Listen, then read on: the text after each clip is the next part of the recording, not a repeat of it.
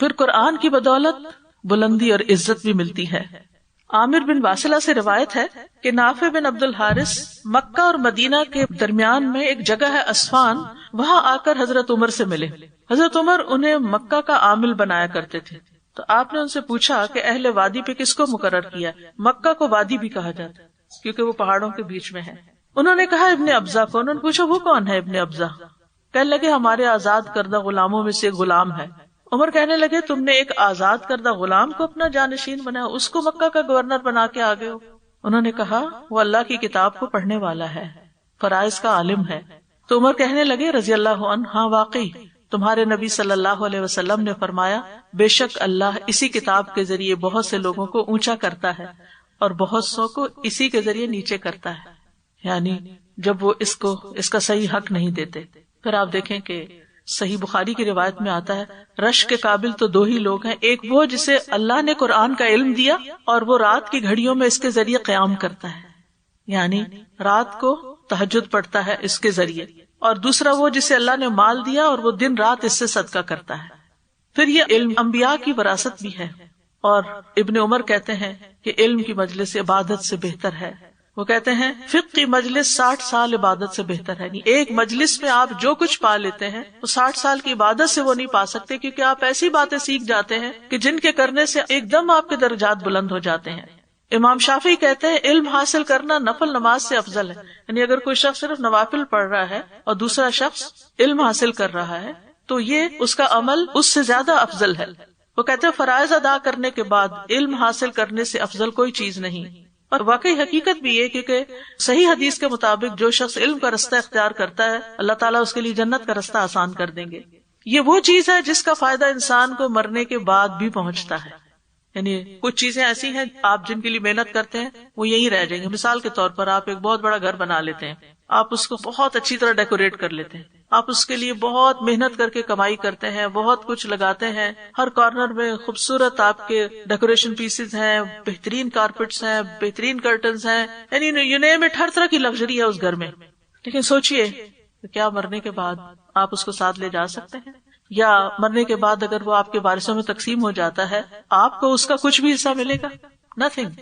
لیکن اگر آپ علم سیکھتے ہیں اور دوسروں کو سکھاتے ہیں، اس راستے میں اپنا مال لگاتے ہیں، اس چیز کو فیسیلیٹیٹ کرتے ہیں، اپنی اولاد کو سکھاتے ہیں، وہ آپ کے لیے دعا کرنے کے قابل ہو جاتی ہے، وہ جنازہ پڑھنے کے قابل ہو جاتی ہے، وہ آپ کے اس تحفے پر جو آپ علم کی شکل میں ان کو دیں گے ان کی اچھی تربیت کریں گے، کیونکہ ایک ماں صاحب علم ہوتی ہے تو وہ اپنے بچے کی صحیح تربیت کر سکتی، تو وہ بھی آپ کے لیے صدقہ جاریہ ہوگا. جو مال آپ نے لگایا اس راستے میں یا اس کام کے لیے جو مال آپ وقف کر گئے.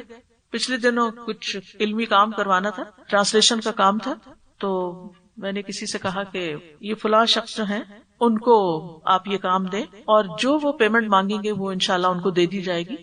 تو انہوں نے جواب دیا کہ آپ فکر نہیں کریں کیونکہ ان کو پہلے سے پیمنٹ جاری ہے. تو میں نے کہا کس سے؟ پتا چلا کہ ایک خاتون تھی جو کینسر پیشنٹ تھی، تو انہوں نے اپنی زندگی میں ہی ان عالم کی تنخواہ لگا دی اور پھر وہ فوت ہو گئی. تو اپنی بیٹی کو کہا کہ ان کی تنخواہ بند نہیں ہونی چاہیے، یعنی میں چلی بھی جاؤں تو تم ان کو پے کرتی رہنا. اب وہ نیک سعادت جو بیٹی ہے وہ ان کی تنخواہ جو ہے وہ دے رہی ہے. اور آپ سوچیں کہ وہ جو کام کرتے ہیں اس کا اثر معلوم نہیں کہاں کہاں تک جاتا ہے. تو میری آنکھیں کھل گئی کہ ایسے بھی خاموش لوگ ہوتے ہیں کہ جن کا کسی کو پتہ ہی نہیں ہوتا اور وہ خزانے سمیٹ رہے ہیں. کیونکہ حدیث میں آتا نا من جہز غازیا فقد غزا، جس نے غازی کو تیار کیا گویا اس نے خود کیا.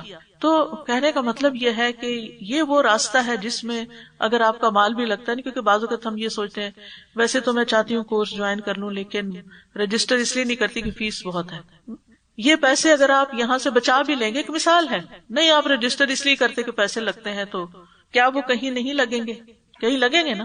اگر آپ نے یہاں نہیں بھی دیے یا کسی بھی جگہ، یہ نہیں کہ میں الہدائی کی بات کریں، کہیں بھی آپ کہیں حفظ کرنے کے لیے جاتے ہیں وہاں آپ کو فیس دینی پڑتی ہے کچھ، کیونکہ جو لوگ ادارے چلاتے ہیں انہیں ظاہر ہے جگہ کا انتظام کرنے کے لیے کچھ نہ کچھ اس پہ خرچ کرنا. کسی مسجد میں آپ جاتے ہیں، مسجد خود بخود تو کھڑی نہیں ہوئی، مسجد کی لائٹیں خود تو نہیں جل رہی، اس کا انتظام ہے اس کے پیچھے. تو اس لیے آپ کسی بھی مسجد میں جائیں ضرور کچھ نہ کچھ ڈالا، کسی بھی مسجد میں جائیں. میں نہیں کہتی کہ آپ صرف یہاں، اینی ویئر، تاکہ یہ مسجدیں روشن رہیں، یہ مسجدیں آباد رہیں، یہ تعلیمی ادارے آباد رہیں. ایسی کتنی جگہ، یعنی آپ خود سوچیے کہ کینیڈا میں کتنے ایسے ادارے ہیں کہ جہاں پر لوگوں کے بیٹھ کر قرآن مجید سیکھنے سکھانے کا ایک موقع میسر ہے. تو اگر ہم اللہ کے راستے میں نہیں بھی خرچ کرتے نا تو وہ ہمارا پیسہ کہیں نہ کہیں لگنا ہے، یا ہم اپنے اوپر لگائیں گے، یا ہم چھوڑ جائیں گے تو وہ کوئی اور استعمال کرے گا، یا ہم کسی ایسی چیز پر لگا دیں گے جس کا فائدہ صرف دنیا کی حد تک ہوگا، آخرت میں اس کا کچھ نہیں ملنے والا. لیکن یہ وہ علم ہے جس کے راستے میں اگر آپ اپنا مال بھی خرچ کرتے ہیں تو وہ آپ کے لیے صدقہ جاریہ بن جاتا ہے. رسول اللہ صلی اللہ علیہ وسلم نے فرمایا جب انسان مر جاتا ہے تو اس سے اس کے تمام اعمال منقطع ہو جاتے ہیں سوائے 3 چیزوں کے. ان میں سے ایک صدقہ جاریہ، یا ایسا نفع مند علم، یا نیک اولاد جو اس کے لیے دعا کرے. نفع مند یعنی آپ سیکھ رہے اور آگے فائدہ بھی پہنچا رہے، یعنی آپ نے خود سیکھا، اپنے بچوں کو فائدہ پہنچایا، اپنے نیبرز کو پہنچایا، آپ جہاں گئے. حتیٰ کہ اگر آپ نے ایک بات سیکھی اور اس پر عمل کیا اور آپ نے کسی کو بتایا نہیں، صرف آپ عمل کر رہے ہیں، نیک عمل کی خوشبو ایسی ہوتی ہے جو دوسروں کو ضرور پہنچتی ہے. آپ بالکل ذکر نہ کریں کہ آپ تہجد پڑھتی ہیں یا آپ کیا کر رہی ہیں کیا نہیں کر رہی، لیکن آپ کے اخلاق میں جو بہتری آتی ہے وہ دوسروں کے دل تک چلی جاتی ہے کسی نہ کسی طرح، اور وہ خاموشی سے آپ سے انسپائر ہو رہا ہوتا ہے بجائے اس کے کہ آپ کو بتائے کہ وہ آپ سے انسپائر ہو رہا ہے. آپ کو پتہ بھی نہیں چلتا. اور جب ہم اللہ سے دور ہوتے ہیں، قرآن سے دور ہوتے ہیں، دین سے دور ہوتے ہیں، شیطان حاوی ہو جاتا ہے تو پھر شیطانی اثرات بھی ہمارے دوسروں تک پہنچتے ہیں، کبھی بد اخلاقی کی شکل میں، کبھی بد زبانی کی شکل میں، کبھی برے رویے کی شکل میں، کسی نہ کسی طرح وہ دوسروں تک ٹرانسفر ہوتے ہیں. تو اس لیے یہ جو نفع مند علم ہے جس کا سب سے پہلا نفع خود ہمیں ملتا ہے، پھر ہمارے قریب والوں کو ملتا ہے، اور پھر کبھی زیادہ کوشش ہو تو دور والوں تک بھی چلا جاتا ہے. رسول اللہ صلی اللہ علیہ وسلم نے فرمایا مومن کو اپنی وفات کے بعد اپنے کل کو ضرور یاد رکھا کرے، صرف آج کے لیے کام نہیں کیا کرے، ساری طاقت یہاں کے لیے نہیں لگا دے اس دنیا کے بنانے کے لیے جس نے ایک دن ختم ہو جانا ہے. فرمایا کہ مومن کو اپنی وفات کے بعد جو اس کے عمل اور اس کی اچھائیاں پہنچتی ہیں ان میں سے یہ بھی ہیں جس علم کی اس نے تعلیم دی اور اسے پھیلایا، یعنی دوسروں کو بھی بتایا. یعنی آپ خود کورس کر رہے ہیں، آپ اپنی کسی فرینڈ کو بھی بتا سکتے، کسی اور کو بھی. کوئی اچھی بات سنتے ہیں، پڑھتے ہیں، آپ اپنی فیس بک پہ شیئر کرتے ہیں، کسی اور کے ساتھ شیئر کرتے ہیں. وہ نیک اولاد جو پیچھے چھوڑی، قرآن مجید کا نسخہ جو کسی کو وراثت میں ملا، یعنی آپ دوسروں کو قرآن مجید اسپانسر کر دیتے ہیں. مسجد جو اس نے تعمیر کی، اب بعض اوقات ہم تعمیر کی حد تک کر دیتے ہیں، مگر چلانے میں کوئی مدد نہیں کرتے، تو وہ بھی اسی میں ہی آ جاتا ہے. مسافر خانہ جو اس نے قائم کیا، یعنی مسافروں کی رہائش کا انتظام کیا. پہلے زمانے میں ہوٹلز وغیرہ نہیں ہوتے تھے، لوگ کہیں جاتے تھے تو ان کو رہنے کی بہت بڑی مشکل پیش آتی تھی، تو کچھ لوگ فی سبیل اللہ مسافر خانے بنواتے تھے. نہر جو اس نے جاری کی، یعنی پانی کا انتظام کیا. یعنی آج کینیڈا میں تو الحمدللہ دنیا میں سب سے زیادہ پانی ہے، لیکن یہ ہے کہ بعض اوقات کسی کو پلانے کے لیے کوئی انتظام آپ کرتے ہیں. یا صدقہ جو اس نے اپنی زندگی میں صحت کی حالت میں نکالا. صحت میں ایک تو ہے کہ بیماری میں ہم کہتے ہیں کہ اب جو ہے ہمارے پاس ختم کرو، اس کو وارث لے جائیں گے، صدقہ کر دو. نہیں، صحت کی حالت میں کہ ابھی آپ زندہ ہیں، آپ کو خود بھی ضرورت ہے اور آپ کو فکر بھی ہوتی ہے کہ بڑھاپے میں اور کیا ہوگا، مجھے پیسے چاہیے ہوں گے، پھر بھی آپ نکالتے ہیں اللہ کے راستے میں. ان سب کا ثواب اس کو اس کی موت کے بعد ملتا رہے گا. یعنی آپ جا کے آرام کر رہے ہیں اپنی قبر میں اور آپ کا ثواب آخرت کے لیے اکٹھا ہوتا چلا جا رہا ہے. اور قیامت کے دن بھی بلند درجات، یرفع اللہ الذین آمنوا منکم والذین اوتوا العلم درجات. اللہ ان لوگوں کو درجوں میں بلند کرے گا جو تم میں سے ایمان لائے اور جنہیں علم دیا گیا. پھر اسی طرح ایک اور حدیث میں آتا ہے قیامت کے دن قرآن اور قرآن والے ایسے لوگوں کو لایا جائے گا جو اس پر عمل کرتے تھے، اور سورۃ البقرہ اور آل عمران اس کے آگے آگے ہوں گی. کیا شان ہوگی نا، یعنی قرآن پڑھنے والے، سمجھنے والے اور اس پر عمل کرنے والے آ رہے ہیں اور صورتیں ان کے آگے آگے ہیں. رسول اللہ صلی اللہ علیہ وسلم نے ان صورتوں کے لیے 3 مثالیں دی جن کو سننے کے بعد راوی کہتے ہیں نواس ان کا نام ہے، میں انہیں آج تک نہیں بھولا. آپ نے فرمایا جیسے وہ 2 بادل ہیں، یعنی بادلوں کی طرح اس کے آگے آگے، یا وہ 2 کالے سائبان ہیں جن کے درمیان روشنی ہے، لائٹ ہے، یعنی ٹینٹ ہے اور ان کے بیچ میں لائٹ ہے. یا جیسے وہ ایک سیدھ میں اڑنے والے پرندوں کی 2 ٹولیاں ہیں. یا تو گیز اڑتے ہوئے آپ کو ایسے سیدھ میں اڑنے والے لائن میں نظر آ رہے ہوتے ہیں، وہ اپنے صاحب یعنی قرآن پڑھنے والے کی طرف سے مدافعت کریں گے، یعنی اس کو ہر طرح کی تکلیف سے بچائیں گے. جب وہ چل رہا ہوگا تو جیسے باڈی گارڈز ہوتے ہیں. لیکن بات یہ ہے کہ اتنی ساری فضیلتیں جاننے کے باوجود بھی ہم بعض اوقات چھوٹی چھوٹی مشکلات سے گھبرا کر پیچھے ہٹ جاتے ہیں، کیونکہ ہمارا دشمن ہمارے ساتھ ہے اور وہ ہے شیطان. وہ ہمیں اس سے روکتا ہے. تم اگر اس کام میں لگ گئی تو پھر تمہاری فلاں مصروفیت کا کیا ہوگا، اور تمہاری نیند پوری نہیں ہوگی، اور تمہاری جاب چلی جائے گی، اور تمہارے بچے رل جائیں گے، اور تمہارا معلوم نہیں کون کون سی دنیا کے کسی کام کے لیے نکلنا ہو تو اتنے وسوسے نہیں آتے جتنا دین کے کام کے لیے نکلتے ہوئے آتے ہیں. علامہ ابن الجوزی کہتے ہیں جان لو کہ ابلیس کا لوگوں پر سب سے پہلا دھوکہ یہ ہے کہ وہ ان کو علم سے روک دیتا ہے کہ علم نہیں حاصل کرنا. اور بعض اوقات کچھ لوگ واقعی روکتے ہیں الہدا نہیں جانا, پھر وہیں کہیں ہو جاؤ گے, کیونکہ علم نور ہے. شیطان کا پہلا کام کیا ہے؟ دھوکہ. علم سے روکتا ہے کیونکہ علم نور ہے. پھر جب وہ ان علم کے چراغوں کو بجھا دیتا ہے, اب انسان علم ہی حاصل نہیں کرتا, تو وہ ان کو اندھیروں میں جیسے چاہتا ہے ٹھوکریں لگواتا ہے. یعنی پھر انسان کبھی کچھ کرتا کبھی کچھ کرتا ہے, گرتا پڑتا ہے. ابن حبیرہ کہتے ہیں شیطان کی چالوں میں سے یہ ہے کہ وہ اللہ کے بندوں کو قرآن کے غور و فکر سے نفرت دلاتا ہے. یعنی یہ کام بڑا مشکل بنا کے دکھاتا ہے, کیونکہ وہ جانتا ہے کہ اس غور و فکر کی صورت میں انہیں ہدایت حاصل ہو جائے گی. یہ بعض اوقات انسان کہتا ہے میں نے پڑھ تو لیا, ابھی دوبارہ کیا کرنا, لیکن کیا ایک دفعہ پڑھا ہوا کافی ہو جاتا ہے؟ نہیں, قرآن تو ہر دفعہ پڑھنے سے نیا ہی لگتا ہے. اور پھر بعض اوقات لوگ بغیر علم کے دوسروں کو گمراہ کر رہے ہوتے ہیں, پتہ نہیں ہوتا اور فتوے دے رہے ہوتے ہیں. وَإِنَّ كَثِيرًا لَيُضِلُّونَ بِأَهْوَائِهِمْ بِغَيْرِ علم. بہت سے لوگ ایسے ہیں جو بغیر علم کے محض اپنی خواہشات کے پیچھے لگ کر دوسروں کو بہکاتے رہتے ہیں, یعنی خود بھی نہیں آتے اس کام کے لیے اور دوسروں کو بھی روکتے ہیں. اور علم سے دوری جو ہے وہ غفلت کا باعث بن جاتی ہے. ابن باز کہتے ہیں انسان جب علم کی مجلسوں میں حاضر نہ ہو, نہ خطبہ سنے, اسے پرواہ بھی نہ ہو, تو اس طرح انسان کی غفلت بڑھ جاتی ہے, دل سخت ہو جاتا ہے, یہاں تک کہ دل پہ مہر لگ جاتی ہے اور وہ غافلوں میں شمار ہو جاتا ہے. ابن قیم کہتے ہیں یہ کس قدر پریشانی کی بات ہے اور کتنا بڑا خسارہ ہے جو اپنے اوقات کو علم حاصل کرنے میں صرف کرتا ہے, لیکن وہ اس حال میں دنیا سے جاتا ہے کہ اس نے قرآن کی حقیقتوں کو نہیں سمجھا ہوتا. یعنی دنیا کی بہت سی ڈگریاں اس نے حاصل کی ہوتی ہیں لیکن قرآن مجید نہیں پڑھا ہوتا, اور نہ ہی اس کے دل پر ڈائریکٹلی قرآن کے مطالب اور راز اور معنی کھلتے ہیں. یعنی ایک ہے کہ آپ کوئی تفسیر پڑھ لیں, اسے مطلب جان لیں, اور ایک یہ ہے کہ جب قرآن ڈائریکٹ عربک میں سمجھ آنے لگے پھر سنتے ہوئے براہ راست آپ کے دل پر آپ کے زندگی میں جو مسائل ہیں اس سے متعلق آپ کو رہنمائی ملے.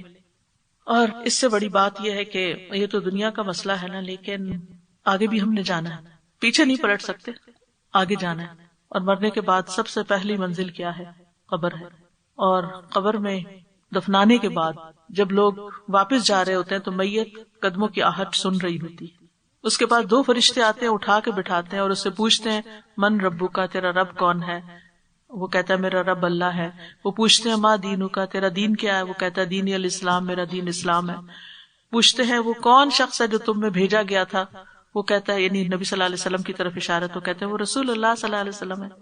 یہ بھی ایک اسائنمنٹ ہے. پھر وہ کہتے ہیں تمہیں کیسے علم ہوا, یہ بات تمہیں کہاں سے پتا چلی کہ میرا رب اللہ ہے؟ اور وہ کہتا ہے قرأت کتاب اللہ فآمنت بہ وصدقت, میں نے اللہ کی کتاب پڑھی, میں اس پر ایمان لایا, میں نے اس کی تصدیق کی. یعنی مجھے اللہ کی کتاب سے یقینی علم حاصل ہوا ہے. پھر آسمان سے منادی کرنے والا اعلان کرتا ہے تحقیق میرے بندے نے سچ کہا, اسے جنت کا بستر بچھا دو. اب وہ قبر جو اتنی گھبراہٹ والی چیز تھی اب وہ خوبصورت ہو رہی, اس کو جنت کا لباس پہنا دو, اس کے لیے جنت کی طرف سے دروازہ کھول دو. لیکن کافر یا منافق, کافر تو کافر ہے لیکن منافق بھی جو صرف اوپر سے مسلمان تھا, دل کا کوئی یقین نہیں تھا اس کا جواب یہ ہوتا ہے لا ادری, مجھے نہیں پتا. جب اس سے پوچھتے من ربو کا ما دینو کا, جواب نہیں دیتا. کہتا ہے میں نے لوگوں کو ایک بات کہتے سنا تھا, میں بھی وہی کہتا تھا. یعنی جو لوگ کہتے تھے میں بھی کہہ دیتا تھا, یعنی بس میں صرف سنا سنایا مسلمان تھا. پھر اس سے کہا جاتا ہے نہ تو نے کچھ سمجھا نہ پیروی کی, ما دریتا وما تلیتا. تلیتا کا ایک معنی ہے یعنی کہ تم نے, اوپر والا تو کہتا نا میں نے اللہ کی کتاب پڑھی اور اس پر ایمان لایا اور تصدیق کی, یہ کہتا ہے تو فرشتے اس کو کہتے ہیں کہ نہ تم نے جانا, ما دریتا, نہ تم نے سمجھا, وما تلیتا, اور ایک روایت میں تھا تلوتا, نہ تم نے پڑھا نہ غور کیا قرآن پر, تو تمہیں کہاں سے پتا چلتا, تم صرف دیکھا دیکھی کے مسلمان تھے. اس کے بعد اسے لوہے کے ایک ہتھوڑے سے زور سے مارا جاتا ہے, اتنے بھیانک طریقے سے وہ چیختا ہے کہ انسان اور جن کے سوائے ارد گرد کی تمام مخلوق سنتی ہے. اس لیے خود بھی اور اپنے بچوں کے لیے بھی حریص ہوں, فکر مند ہوں کہ کچھ اور میں نہ پڑھاؤں یا سکھاؤں, لیکن میں نے ان کو قرآن سکھانا ہے. آپ جو سیکھے ان کے ساتھ بیٹھ جائیں, آپ ان سے کہ آپ میری ٹرانسلیشن سنیں, کیا میں صحیح پڑھتی ہوں, کیا میرا ترجمہ ٹھیک ہے.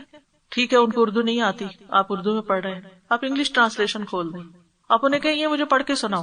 کچھ بھی ہو, یہ روشنی اپنی سب سے زیادہ پیار انسان کو اپنی اولاد سے ہوتا ہے. ان سے کہ مجھے صرف 5 منٹ دے دو, بے شک زیادہ نہیں, 5 منٹ دے دو, بیٹھ جاؤ میرے ساتھ, مجھے تمہاری کمپنی چاہیے, مجھے تمہاری فکر ہے, میرے ساتھ اللہ کی کتاب پڑھو, جس میں کوئی تبدیلی نہیں ہوئی. تھوڑا سا جو بھی آپ کا گھر کا طریقہ ہے, آپ کو پتا نا, ماں ہے نا, ماں کو پتا ہوتا ہے بچے کب کیسے کون سی بات سنتے ہیں, اور ماں کو پتا ہوتا ہے کہ کس طرح بات کرو گے تو یہ نہیں سنیں گے.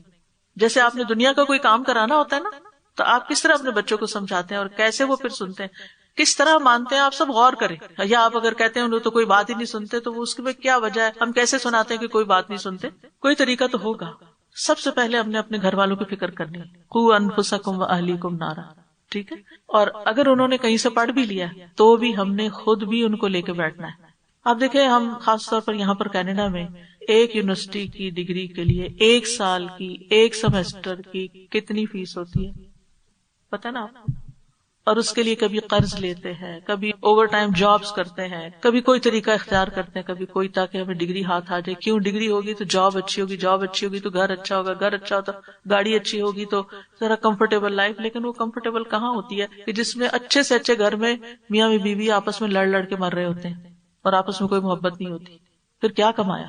اور وہ قرض ہے کہ اترنے کا نام نہیں لے رہا. اور اس قرض کے ساتھ اگر دنیا سے چلے گئے تو چاہے شہید ہو کے بھی گئے, جب تک وہ ادا نہیں ہوتا, یعنی شہید کے سارے گناہ معاف ہو جاتے ہیں, قرض کا گناہ معاف نہیں ہوتا. آج ہماری ہر چیز قرض پر ہے. تو آپ سوچئے کہ محنت کس چیز میں کرنی, کس چیز میں محنت کریں. اگر واقعی ہمیں قرآن سے محبت ہے, یہ ہو نہیں سکتا کہ پھر ہم اپنے بچوں کے لیے دعائیں نہ مانگے اور ہم کوشش نہ کریں. آپ بچوں سے مرعوب نہ ہوا کریں کہ یہ بہت پڑھ لکھ گئے ہیں تو یہ زیادہ جانتے ہیں. ایک یہ بہت بڑی غلط فہمی ہماری ہو جاتی ہے, یہ تو یونیورسٹی ڈگری رکھتے ہیں تو یہ تو ہم سے زیادہ جانتے ہیں, تو یہ قرآن کہاں سنیں گے. یہ اللہ کا کلام ہے, یہ اللہ کی کتاب ہے, یہ اس ساری پوری یونیورسٹی کی ڈگری پہ باری ہے. تو جب آپ کے اندر کانفیڈینس آئے گا, یقین آئے گا, تو آپ اس یقین کے ساتھ آگے بھی کنوے کر سکیں گے. اگر ہر روز نہیں, ہفتے میں 1 دن بیٹھ جائیں کہ یہ ہمارا فیملی ٹائم ہے. آپ نہیں شرمائیں کہ میں نے کتاب اٹھا لی, یا قرآن اٹھا لیا, یا قرآن کی کوئی بات کی تو یہ بھاگ جائیں گے, یہ پھر مجھ سے ملیں گے نہیں, یا کچھ نہیں. اگر آپ واقعی جنرلی محبت کرنے والی اپنے بچوں سے ہی بھاگیں گے, تو اس لیے بہت ضروری ہے کہ چھوٹے ہوتے سے ہی ان کے ساتھ آپ شروع ہو جائیں. قرآن مجید سیکھنے کے کچھ آداب بھی ہیں. ان سے پہلی چیز یہ ہے کہ اللہ کی رضا کے لیے یہ علم حاصل کرنا ہے. کہ ہمارے یہاں آنے کا سب سے بڑا مقصد کیا ہے کہ میرا رب مجھ سے راضی ہو جائے. یہ بتائیے کہ اگر رب راضی ہو گیا تو پھر کسی چیز کی کمی رہے گی؟ پھر کچھ خسارہ ہے کسی چیز؟ کوئی خسارہ نہیں, سبھی کچھ پا لیا. لہٰذا آپ نے اپنی نیت کو اپنے رب کے لیے درست کرنا ہے. امام احمد کہتے ہیں جس کی نیت صحیح ہو تو علم کے برابر کوئی چیز نہیں. ان سے کہا کہ نیت کیسے صحیح ہو؟ انہوں نے کہا وہ یہ نیت کرے کہ وہ اپنے آپ سے اور دوسروں سے جہالت کو دور کرے گا. ٹھیک ہے, یعنی اللہ کی رضا کے لیے سیکھیں, اور مقصد کیا ہونا چاہیے؟ خود کو فائدہ پہنچانا ہے, اپنی جہالت دور کرنی ہے. جہالت 2 طرح کی ہوتی ہے, ایک ہوتی ہے علم کا نہ ہونا, ہے ہی نہیں, اور دوسرا یہ ہے بھولا ہوا ہے. تو اس لیے جو ریپیٹرز ہیں, جو لوگ پہلے سے تعلیم القرآن کر چکے ہیں, دوبارہ اگر پڑھنا چاہتے ہیں تو استقامت کے ساتھ پڑھیں کہ یہ ہماری اس غفلت اور جہالت کو, جو ہماری بھولنے کی عادت کی وجہ سے ہم بھولے ہوئے قرآن کو, اس کو دوبارہ تازہ کرنے میں مدد دے گا. پھر یہ ہے کہ ہمیں اس کا حرص ہونا چاہیے, شوق سے کریں اس چیز کو. وَبِذَلِكَ فَلْيَفْرَحُوا, خوش ہو جائیں, خوشی سے کریں, خوشی سے گھر سے نکلیں, خوشی سے یہاں آ کر بیٹھیں, خوشی سے کھولیں کتاب, انٹر ہوتے ہوئے خوش ہو جائیں. آپ اللہ کے گھر میں داخل ہوئے, آئیں, نفل پڑھیں, گھر میں اگر ٹائم نہیں ملا ریلیکس ہو, تھوڑے سے ٹائم پر پہنچیں, اور پھر اس کے بعد اپنا کام شروع کر دیں. جس کو ملے خوشی سے سلام کریں کہ اللہ کی خاطر ملاقات کر رہے ہیں. پھر یہ کہ علم سیکھنے میں حیا نہ کریں. مجاہد کہتے ہیں حیا کرنے والا اور تکبر کرنے والا علم حاصل نہیں کر سکتا. یعنی کوئی سوال پوچھنے میں کبھی جھجکے نہیں, اور کبھی یہ نہ سمجھے کہ مجھے بہت آتا ہے پہلے سے ہی. اگر مجھے کوئی میری غلطی بتائے تو ناراض نہ ہو, ہم سب بھولنے والے ہیں. ضروری نہیں ہوتا جو شخص غلطی کر رہا ہو تو جان بوجھ کے کر رہا ہوتا ہے, وہ بعض اوقات بھولا ہوا ہوتا ہے. پھر یہ کہ علم میں پختگی حاصل کریں, یہ نہیں کہ اس کو ایک سیکنڈری قسم کا کام سمجھ کے چھوڑ دیں. 3 دن آپ کی کلاس ہوگی, 4 دن نہیں ہوگی, ٹھیک ہے. تو آپ کو اگر بوجھل لگے نا 3 دن, تو آپ ساتھ سوچا کریں 4 دن نہیں بھی ہے. لہٰذا ان 3 دنوں کے کام ان 4 دنوں میں پورے کرنے, چاہے گھر کے ہوں چاہے پھر پڑھنے کے ہوں.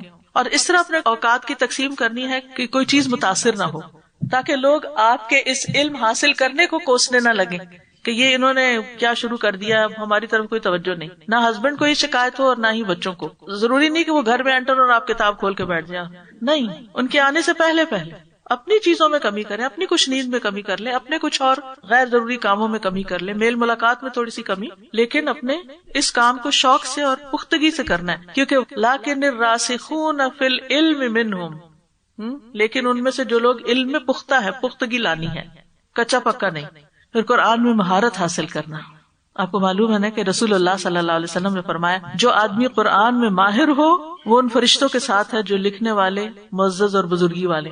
الماہر بالقرآن مع السفرۃ الکرام البررہ، یعنی آپ کو قرآن پڑھ چکے ہیں، آپ کو معلوم ہے، بہت سی چیزیں ریپیٹ ہو رہی ہیں، لیکن آپ ان میں ماہر بنے. وہ چیزیں جو آپ کو صرف معلوم آپ ان کو یاد کر لیں، آپ احادیث کو یاد کر لیں، آیات کو یاد کر لیں. پھر علم کی مجلس میں آگے بڑھنا، لیٹ نہ آئیں، ٹائم پر آئیں، صرف بیک بینچز نہ بنے کہ پیچھے جا کے بیٹھ جائیں. خاص طور پر جو رجسٹرڈ اسٹوڈینٹس ہیں وہ ٹائم پر آ کر آگے بیٹھ کر اپنے فرض کو صحیح طرح ادا کریں. رسول اللہ صلی اللہ علیہ وسلم ایک دن مسجد میں تشریف فرما تھے، لوگ آپ کے پاس بیٹھے ہوئے تھے. 3 لوگ آئے، 2 رسول اللہ صلی اللہ علیہ وسلم کے سامنے آ گئے، ایک چلا گیا. ابو واقد کہتے ہیں وہ دونوں کچھ دیر رسول اللہ صلی اللہ علیہ وسلم کے پاس کھڑے رہے، پھر ان میں سے ایک نے ہلکے میں کوئی جگہ دیکھی، وہاں بیٹھ گیا، دوسرا سب سے پیچھے جہاں مجلس ختم ہوتی تھی، تیسرا واپس چلا گیا. جب رسول اللہ صلی اللہ علیہ وسلم نے فراغت پائی، یعنی جو بات کر رہے تھے وہ ختم کی، تو صحابہ سے مخاطب ہو کر فرمایا کیا میں تمہیں ان 3 آدمیوں کی حالت نہ بتاؤں کہ ان میں سے ایک نے اللہ کی طرف رجوع کیا اور اللہ نے اس کو جگہ دی، دوسرا شرمایا تو اللہ نے بھی اس سے حیا کی، تیسرے نے منہ پھیرا تو اللہ نے بھی اس سے اعراض کر لیا. جو چلا گیا وہ چلا گیا، اللہ تعالیٰ نے بھی اس سے بے اعراض کیا، لیکن جو آگے آیا اللہ تعالیٰ نے اس کو جگہ دی، یعنی کہ اس کا مقام بڑھا دیا. پھر آپ دیکھیں کہ علم کا راستہ مشکل راستہ ہے، اسی لیے تو اجر زیادہ ہے. اگر ایک لفظ کو آپ کو 10 دفعہ پڑھ کے بھی یاد نہیں ہوا تو 11ویں دفعہ پڑھ لیں. نقصان کیا ہے؟ کوئی نقصان نہیں. بچے جب حفظ کرتے ہیں نا، آپ کے بھی بچوں میں سے کسی نے حفظ کیا ہوگا، تو بعض اوقات وہ کہتے ہیں یہ تو میں نے اتنی دفعہ پڑھا، یہ یاد نہیں ہو رہا، یا کچھ اس طرح کی تنگی کے ساتھ. میں اپنے بچوں سے کہتی خوش ہو جاؤ، زیادہ دفعہ پڑھنے کا موقع مل گیا ہے، ہر حرف پہ اتنا اجر ہے، 10 نیکیاں ہیں. کیا نقصان ہے اگر آج کا سبق مشکل ہے اور نہیں یاد ہوا جلدی؟ تو پریشانی کی کیا بات ہے؟ اور پڑھ لیتے ہیں، اور پڑھ لیتے ہیں، اور کر لیتے، دوبارہ کر لیتے ہیں، خیر ہے. تو اس لیے اس راستے میں صبر، کیونکہ جو راستے پہ مشکلات کے باوجود چلتا رہے گا وہ ایک دن منزل تک پہنچ جائے گا. جستجو بھی ہونی چاہیے، بوریت کا شکار نہ ہو. ٹھیک ہے اگر آپ تھک گئے، نیند آنے لگی، رکھ دیں، اٹھ کے کچھ اور کام کر لیں. آپ سب کو معلوم ہونا چاہیے کہ اپنی نیند کو، سستی غفلت کو کیسے بگانا ہے. ٹھیک ہے نا؟ یعنی آپ یہاں چونکہ بہت کمفرٹیبل ماحول میں رہتے ہیں، نہ ضرورت سے زیادہ گرمی لگتی ہے، نہ ضرورت سے زیادہ سردی لگتی ہے، تو کمفرٹ اتنا ہے کہ پھر اگلا مرحلہ سونے کا ہی ہوتا ہے، آرام کا ہوتا ہے، اونگنے کا ہوتا ہے. اور خصوصاً جب کتاب سامنے آئے پھر تو اگلی پچھلی نیند کی کسر پوری ہونی ہوتی. اگر ہو سکے تو آپ دیکھ لیجئے کہ اگر اسپرے باٹل ہے آپ کے پاس، گلاب کا رنگ ڈال کے رکھ لیں، تھوڑا تھوڑا آنکھوں میں اسپرے کر لیں، ہو سکتا ہے اس سے آنکھ کھل جائے. نہیں تو اگر آپ اپنے منہ میں کوئی چیز رکھ لیں، کوئی ملٹھی یا کوئی ایسی چیز جس سے گلا بھی صاف ہوگا، تجوید اچھی نکلے گی. یعنی کوئی بھی ایسی چیز جس سے آپ کی نیند بھاگ جائے، تاکہ آپ کا وقت ضائع نہ ہو. کیونکہ اس طرح نہ سونے میں نہ جاگنے میں، یا اگر آپ سمجھتے ہیں کہ بہت ہی نیند ہے تھوڑی دیر نیپ لے لیں، سو کے فریش ہو کے پڑھنا شروع کر دیں. یہی ابن ابی کثیر کہتے ہیں جسم کی راحت سے علم حاصل نہیں ہوتا، یعنی مشقت اٹھانی پڑتی ہے. کسی نے ایک عالم سے سوال کیا، میں قرآن سیکھنا چاہتا ہوں لیکن میں زندگی کی مصروفیت، مسلسل کاموں کی وجہ سے سستی اور غفلت کا شکار ہو جاتا ہوں، سیکھ نہیں پاتا، آپ مجھے کیا نصیحت کریں گے؟ تو شیخ نے جواب دیا، جان لو کہ کوئی بھی قرآن آسانی سے نہیں سیکھتا، اس کو لازماً آزمایا جاتا ہے، اس کا امتحان ہوتا ہے، اور لازماً سامنے والا کتاب اللہ سیکھنے والے کو سختی سے بھینچتا ہے. یہ جو بھی آپ کے سامنے ہوتے ہیں، جیسے جبریل علیہ السلام نے رسول اللہ صلی اللہ علیہ وسلم کو 3 دفعہ زور سے بھینچا. انہوں نے کہا اقرا، کہ میں نہیں پڑھ سکتا، انہوں نے بھینچا، پھر کہا اقرا، میں نہیں پڑھ سکتا، تیسری دفعہ پھر بھینچا، پھر آپ پڑھنا شروع ہو گئے. تو ہر شخص پریشر میں آتا ہے، بھینچا جاتا ہے. اور پھر اس کے بعد آپ دیکھیے کہ یہ نہیں کہا کہ اچھا اب تم پڑھنے لگ گئے تو اب جا کے آرام کرنا. ساتھ ہی کیا آیتیں نازل ہوتی ہیں، یا ایھا المزمل قم اللیل الا قلیلا، یا ایھا المدثر قم فانذر. ایک صورت ذاتی عبادت اور دوسری تبلیغ، اٹھو اور کچھ کرو. اصل میں اگر ہم یہ پتہ چل جائے نا کہ یہ زندگی آخرت کمانے کے لیے، تو پھر وہ آرام کی باتیں چھوڑ دیں، پھر ہم محنت کی طرف توجہ کریں. تو مشکلات آتی ہیں، بھینچا جاتا ہے انسان، پریشر میں آتا ہے، پھر چھوڑنے کا سوچتا ہے، پھر انسان دوبارہ اٹھتا ہے، پھر چھوڑتا. یعنی یہ اپ اینڈ ڈاؤن آئیں گے. آپ نے دیکھا جن بچوں نے حفظ کیا ہوتا ہے پھر کرتے کرتے کوئی جگہ آتی ہے اٹک جاتے ہیں، کہتے چھوڑنے لگے ہیں. پھر آپ ان کو دلاسا دیتے، تسلی دیتے ہیں، پش کرتے ہیں، کچھ کرتے ہیں، پھر دھکا لگاتے ہیں، پھر وہ آگے چلتے ہیں. پھر تھوڑے عرصے کے بعد دوبارہ ان پہ کوئی نہ کوئی فیض آ جاتا ہے. جنہوں نے اپنے بچوں کو حفظ کرایا ہوگا یا پڑھایا ہوگا. اچھا صرف یہ قرآن کا نہیں، دنیا کی تعلیم میں بھی بعض اوقات یہی ہوتا ہے. وہ کہتے ہیں ہم یہ چھوڑنے لگے ہیں، ہم سبجیکٹ چینج کر رہے ہیں، ہم فلاں کر رہے ہیں. تو جو مائیں چپ کر جاتی ہیں پھر بچے پیچھے رہ جاتے ہیں، اور جو مائیں پیچھے کرتی ہیں وہ پھر منزل پہ پہنچا دیتی ہیں. پھر انہوں نے کہا جو اہل القرآن میں سے ہونا چاہتا ہے وہ کتاب کو مضبوطی سے پکڑ لے. آپ نے کیا سمجھا کہ آپ کو تاج پہنایا جائے؟ اور آپ اہل اللہ اور اللہ کے خاص بندوں کی دوستی کا حصہ پائیں، حالانکہ ابھی اللہ نے آپ کے اخلاص، کوشش، آپ کی پابندی، آپ کے غور سے سننے، آپ کے دہرانے اور سننے کو جانا ہی نہیں۔ جان لیں اللہ کے تاج بڑے مہنگے ہیں، وہ انہی کو تاج پہناتا ہے جو سخت صبر کرنے والے ہوتے ہیں، اور نرم دل ہی کو اس سے حصہ ملتا ہے، اور صبر کرنے والوں اور بہت خوش نصیبوں کو ہی یہ ملتا ہے۔ پھر ایک اور چیز جس کا آپ نے ارادہ کرنا ہے وہ علم کو عمل کے ذریعے محفوظ کرنا ہے، صرف زبانی یاد کر کے نہیں بلکہ عمل کے ذریعے محفوظ کرنا ہے۔ خطیب بغدادی لکھتے ہیں، اے طالب علم، میں تجھے نصیحت کرتا ہوں کہ علم کو اخلاص نیت کے ساتھ حاصل کرنا، اس کے مطابق عمل کرنے کے لیے نفس پر محنت کرنا۔ بے شک علم درخت ہے اور عمل اس کا پھل ہے، اس کا شمار علم والوں میں نہیں ہوتا جو علم پر عمل نہیں کرتا، یعنی وہ عالم نہیں کہلاتا۔ علم والد ہے، عمل اس کا بیٹا ہے، علم عمل کے ساتھ ہوتا ہے۔ تم عمل کو فراموش نہ کرو جب تک تم علم سے وابستہ رہو، اور تم علم کو فراموش نہ کرو اگرچہ تم عمل میں سستی کیوں نہ کر رہے ہو۔ چھوڑنا نہیں اس رستے کو، تو دونوں کو ملا کر رکھو اگرچہ تمہارا نصیب ان دونوں میں سے کم ہو، اور علم کے اضافے کے لیے دعائیں بھی کرنی ہیں۔ وقل رب زدنی علما، خوب خوب دعائیں کرنی ہیں۔ اس کو تو اٹھتے بیٹھتے سجدے میں بھی کرنا ہے۔ رسول اللہ صلی اللہ علیہ وسلم نے فرمایا، اللہ سے نفع مند علم مانگو اور فائدہ نہ دینے والے علم سے اللہ کی پناہ طلب کرو۔ نبی صلی اللہ علیہ وسلم یہ دعا مانگا کرتے تھے، اللہم انی اسألک علما نافعا وعملا متقبلا ورزقا طیبا، ہر روز فجر کی نماز کے بعد، ٹھیک ہے۔ اور ایک اور دعا، اللہم انی اسألک علما نافعا واعوذ بک من علم لا ينفع، ٹھیک ہے، کہ اللہ اس علم سے بچانا جو فائدہ نہ دے۔ تو اب آپ مجھے بتائیے کہ آپ نے کیا سیکھا۔ ہاتھ کھڑا کریں گے تو میں آپ سے پوچھ لوں گی، مائک کی ضرورت نہیں، بس چھوٹا چھوٹا جواب دیتے جائیں کہ قرآن مجید پڑھنے کے فائدے کیا ہیں، کیا ملے گا پڑھ کے، یعنی یہ جو پڑھیں گے آپ تو آپ کو حاصل کیا ہوگا؟ اللہ سبحانہ تعالیٰ کا قرب ملے گا، جزاک اللہ خیر، اور ہدایت کی راہ ملے گی، ٹھیک ہے، شفا ملے گی انشاءاللہ، اللہ تعالیٰ اپنے راستے پہ چلنے کی توفیق دے گا، جنت کا راستہ آسان ہوگا، زندگی میں سکون ملے گا، بے چینی دور ہوگی، حکمت و بصیرت ملے گی، گمراہی سے بچ جائیں گے، غفلت سے بچ جائیں گے، وقت میں برکت ہوگی، بالکل،